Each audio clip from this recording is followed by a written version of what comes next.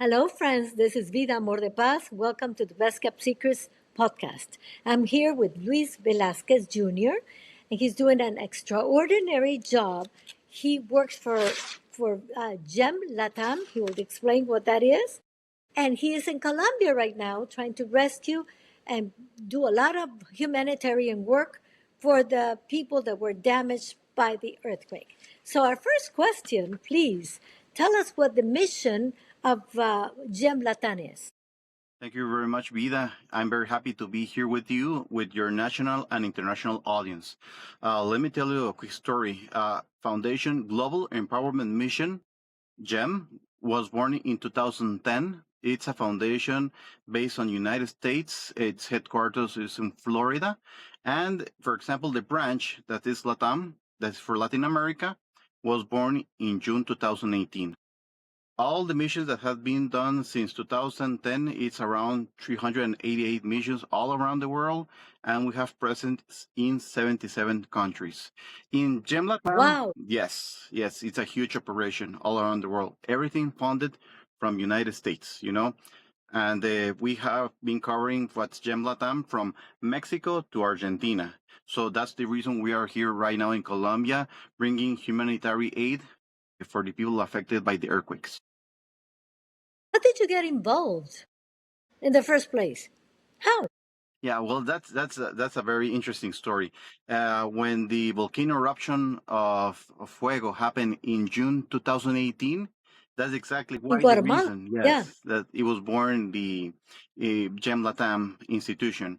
The president of the foundation came to Guatemala and he said to some business people in the United States, "Hey, do you know some guys that could help us bring aid for Guatemala?" And from contacts to contacts, they got to us, and that's how we started working here for Guatemala. And afterwards, he said that we had a very rapid response, help all together with the people, with different humanitarian organizations here local in Guatemala, volunteers, the government, and everything. So they like the way we work, and they say, guys, I would like to create the branch for LATAM, for Latin America. Are you guys want to work together with us? Volunteer to make all this possible from Mexico to Argentina. We sell, oh yeah, we're on it. So that's how it started. You're The amazing. help here for all the people, and so in a very short story, that's how we started there. I was hearing that you usually have 36 hours to get to the place of the disaster. How do you manage to do that? Well, we gotta run like crazy. That's something that we have as a goal always. For example, when the situation of the earthquake of Colombia happened, we have a team that is a permanent team that is working on Venezuela. We have GEM LATAM Venezuela created. We have it in an alliance that is called with We Love Foundation Venezuela, and we're working together with the local allies there, the State Department, the government of the United States. We're working all together to help all the people that were affected. So when we heard about the earthquake situation in Colombia, we said, okay, we gotta move now. I was in La Guaira in the zone zero damage, so I have to go pick up my things to Caracas. I went from Caracas then to Valencia. That's an alternative international airport because the airport of Caracas right now is not working. So I had to wait one day Yes, because it was heard. impossible to go. There were no flights available. So I went the next day early in the morning to the airport. I got a flight ticket. So that's how I got there in less than the 36 hours that the situation happened. Yeah. And as the moment that you got in Colombia, what struck you immediately? What was the most impacting thing? Yeah. Well, for example, one disaster is not the same as another. You think you have seen everything, but believe me, every disaster has its particular situations. For example, in Venezuela was very focused what we saw in areas, for example, La Guaira, Vargas, etc. But here it was very huge. The situation happened in 3 regions. For example, in a city called Pereira, in the region of Valle del Cauca, in Chocó, in Medellin. So it was amazing, the big areas that cover all that earthquake situation. So it's very impacting, to see, and a lot of people that have been dying because of this situation. The numbers that they're managing right now today could be around 300 people dead, and it will keep growing because the people that are under the rubble, they're suffocating. So people that are rescuing there, they're doing a great job. We're very grateful for them also. But there's people that very complicated the situation, so numbers are still growing. So we're very sad, with the people of Colombia, and we hope that your families can have a certain win a Christian relief, for what they're going on. There was a baby that was just rescued, I heard. Yesterday, maybe? Yes, for example, they have found it's a miracle. They found babies.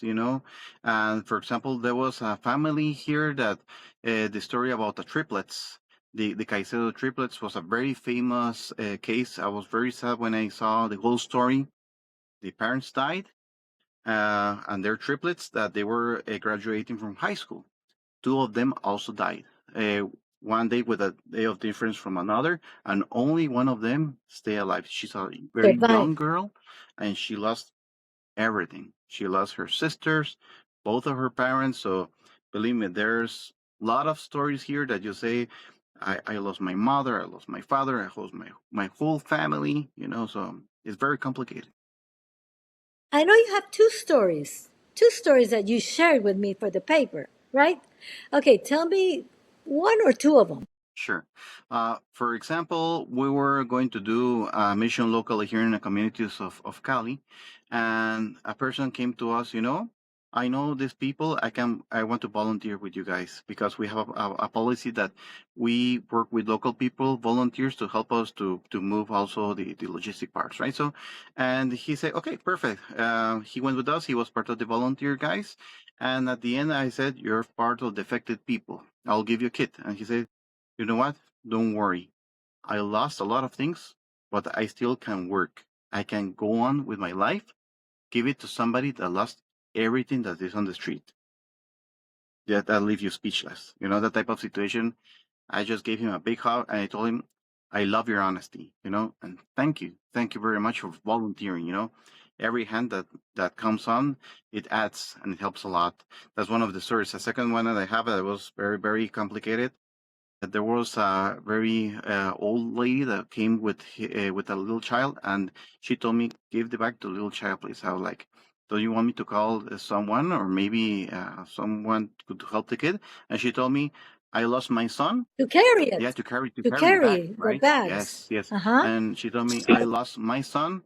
The wife of my son is dead, so we're the only two survivors, me and my grandson." I was like, Jesus Christ! I hope God bless you a lot, and I hope this helps you, for you and your grandson. So that type of things, it left you speechless. Yeah. Heard that the earthquake in Venezuela was like having a bomb on top of it. Was the same thing in Colombia? Which was harder Well, or stronger? yeah, the situation in Venezuela, it was more focused the damage. So you will see blocks filled with gravel, like a bomb. If somebody came from another country that isn't where, for example, Ukraine, we have gone to Venezuela and say, this is Ukraine. We've seen the same situation because gravel over gravel, you will see there. And for example, Colombia, depending on the structures, because in some areas, depending on how they build their houses or the structures were too old, they fall immediately. But more modern structures, remember that the situation of Colombia and Venezuela, the infrastructure situation is a little bit more different. So it was bigger, the size of what happened of the damage, because it covered a lot of regions, but they were more focused, the areas that were affected. Yes, it was very different. Yeah. I am very, very proud of you. You're a Guatemalan young man, could be doing whatever, having entertainment and going to places, having fun and everything. But you're there. You're there. You're like an example to many young people that sometimes we're bored, we don't know what to do. Well, come on, you can do like what you are doing. So you are really carrying the name of Guatemala and put it on a pedestal. I am so proud, so very proud of you. Thank you very much. And Thank you. well, finally, when you finish your work in Colombia, you return to Guatemala. Tell us what message you will carry. Yeah, well, thinking about when we're going to finish here, we're the pre-program right now, it's for at least 6 months, because the damage is so huge.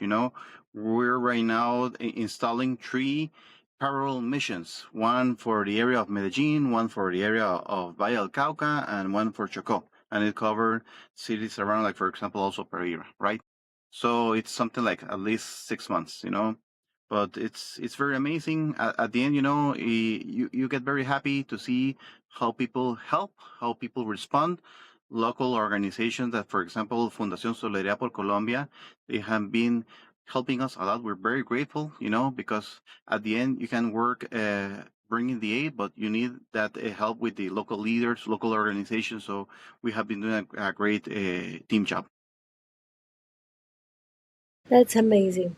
And so, what the message you are giving me is that when there is a calamity, there are no borders. There are probably no borders. You don't care about borders. You go and help. And that's what matters the most. The human being's capacity to reach out to another, to someone else that needs it. And despite the fact that you were born in Guatemala, you were not born in Colombia, you're there.